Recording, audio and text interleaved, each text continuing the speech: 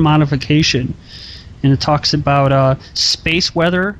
We're talking about the magnetic field in the ionosphere, fog and cloud generation, fog and cloud removal, detect hostile weather activities, and defend against enemy capabilities. So yeah, that's a bunch of military jargon, but hey, this is their own, like I said, this is their own white paper. So it says, why would we, and this is coming from the government's perspective, why would we? It says, according to General Gordon Sullivan, former Army Chief of Staff, quote, as we leap technology into the 21st century, we will be able to see the enemy day or night in any weather and go after him relentlessly. It says people have always wanted to be able to do something about the weather. In the U.S., as early as 1839, newspaper archives tell of people with serious and creative ideas on how to make rain. 1839.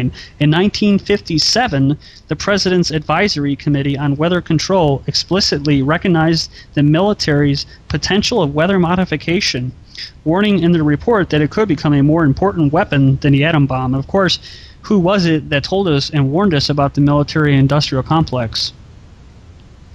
It was Dwight D. Eisenhower. So that was who they're talking about. And they had a lot of stuff going on in the 50s, and sure that's what he was warning us about. But it says, however, the controversy since 1947 concerning the possible legal consequences arising from the deliberate alteration of large storm systems meant that little future experimentation could be conducted on storms which had the potential to reach land. So it's like, oh, those poor babies. They didn't get to experiment, but they did, see? That's the crazy part. Yep. I love how they when you go in here and you start reading their own stuff and you read mainstream articles about how they word some of this stuff, and it just makes me laugh because I think we're that dumb, and maybe we are. Maybe we're just, Delta. Maybe we're just wild, crazy conspiracy theorists, like they said on CNN that we're schizophrenic and we're hostile and all that. Right, because we ask questions. Exactly. Right.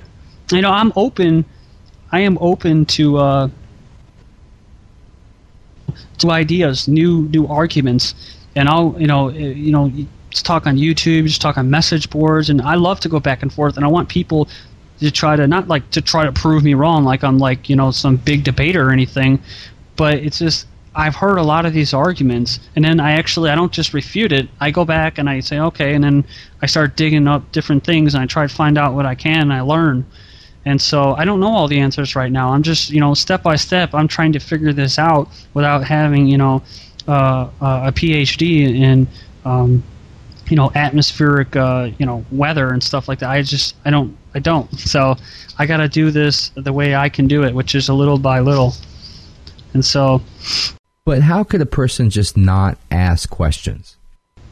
Well, that's the thing. I mean, you gotta. It depends. That's the thing, Delta. It depends on what questions you're asking, right? Any questions. I mean, I can remember being a kid, looking at the sky, looking at a plane leaving a trail that lasts 5 seconds, and looking at an airplane that leaves a trail that lasts 3 hours, and asking the simple question of how, why, and who.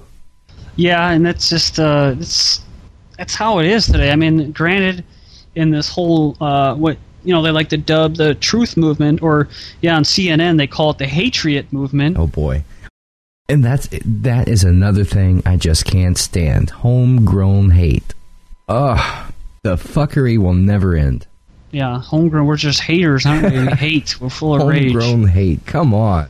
So yeah, I mean, where does the frustration come from? It comes from, when you're young, you're skeptical. You're the most skeptical you'll ever be, right? You question everything. You ask your parents, why is this like this? Why is that like that?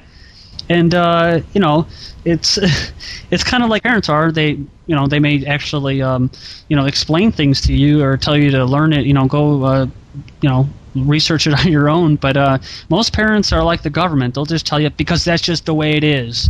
Yeah, exactly. No, so it kind of leaves it up to yourself. Like I said before, we just have to go back to the drawing board and try to look it up yourself. Another thing is, like you've mentioned before, and like Patrick has said in the past too, about the short-term memory. It's like, right, they release an article that tells you one thing, 3 months ago, 6 months ago, a year ago, 2 years ago, and then release another piece of news that's completely contradictory of the other one. But again, you get these conflicting stories from the mainstream, and yet you have all these movies and TV shows that mention everything that we talk about and more, and you research it and you find out, hey, there may be truth to this. Yeah, I mean, that's definitely, if you want to call them the powers that be, that's their strategy. They're depending on not just the American people, but the world population just to be stupid, dumb, and have the attention span of, a Labrador. Well, Darko, let me ask you personally, right? How many TV shows or movies have you watched that contain information about the New World Order, one world government, secret societies, police states, weather mods, chemtrails, etc., etc., etc.? Countless numbers, at least, right? Well, it's hard for me to tell as far as TV goes because I stopped watching television in 2008 in the spring. But, just in preparing for the show tonight, I found that there's been shows on the Discovery channels and Science Channel that talk about geoengineering and chemtrail quotes. But I've seen it. I've seen it in movies. If I watch movies on my computer, then I can see it on the X-Files. You can see it. I believe it's Red Dawn. It was in there. Natural Born Killers. There's you'll see it in movies. I think the Jericho series, I saw it in there. So you can see it in shows and movies. You'll see it. They usually try to steer clear from it. I noticed that, where it's usually not a long shot if you see it in there. Right, exactly. Well, I'm pretty busy too, and I don't watch a lot of TV, but, every time I hear certain keywords and shows, I question the message, and I watch Hulu a lot. But Darko, with that being said, it's like now that you're kind of awake to these things, every time you see something like that in a TV show or movie, you kind of perk up to it, Mm-hmm. They're spraying us to death now. There's just so much. How the hell are they gonna hide it? You gotta shoot, right? You gotta shoot for your scene sometime. Right. That's probably how it sneaks in nowadays. So before we go to break, we were talking about this white paper, this government white paper that's presented to the Air Force in 1996, titled "Weather as a Force Multiplier: Owning the Weather in 2025." And we were just talking about how in 1977 they came up with a resolution, the Environmental Modification resolution, that banned it for military purposes and hostile purposes. So, like Delta and I were just talking about, they're going to come. What they're doing right now with the Obama administration, it wasn't just the Obama administration. They were trying it in the. If you heard us in the previous segments, we were saying how, in 2001, these scientists were saying, if Bush came out and called for geoengineering, and that was in 2001, it would be political suicide.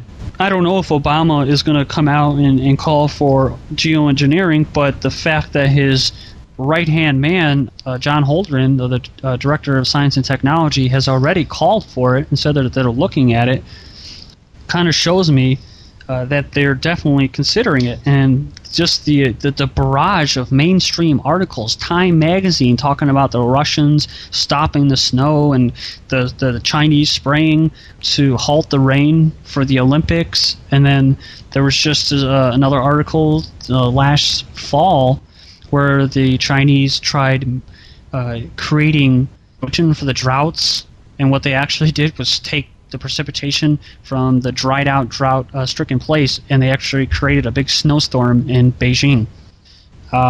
So there's just nothing but articles out there, and you have all these scientists calling for it. So it's only a matter of time till Obama calls for it, and if he doesn't, maybe they'll just do something like they do everything else when it's criminal, which is they do it on a Saturday or a holiday, and they put it in a 3,000-page bill.